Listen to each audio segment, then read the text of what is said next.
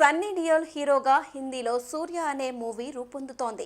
ఇది మలయాళంలో 7 ఏళ్ల క్రితం 2018లో వచ్చిన జోసెఫ్కు పునర్నిర్మాణం. మాజీ భార్య ఒక యాక్సిడెంట్లో చనిపోతే రిటైర్డ్ పోలీస్ ఆఫీసర్ దాని వెనుక కారణాలు వెతుక్కుంటూ పెద్ద మెడికల్ మాఫియాని బయటకు తీస్తాడు. ప్రపంచానికి నిజాలు తెలియాలనే ఉద్దేశంతో ఎవరూ చేయని సాహసానికి పూనుకుంటాడు. అదే క్లైమాక్స్ లో షాకింగ్ గా ఉంటుంది.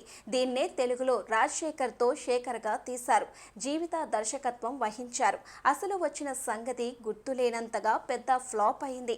ఇప్పటికే ఓటీటీ వెర్షన్ రిలీజ్ కాలేదు. గద్దర్ 2, జాట్ లాంటి కమర్షియల్ సినిమాలతో మంచి ఊపు మీద ఉన్న సన్నీ డియోల్ ఇప్పుడు సూర్య చేయడం విచిత్రమే. ఒరిజినల్ వెర్షన్ తీసిన ఎం పద్మకుమార్ దర్శకత్వం వహిస్తున్నారు. బడ్జెట్ తక్కువ, వేగంగా తీసే అవకాశం, పరిమిత లొకేషన్లతో చుట్టేసి ఎక్కువ రేట్లకు అమ్మేసే ఛాన్స్ ఇలాంటి క్రైమ్ థ్రిల్లర్స్ కు ఉంటుంది.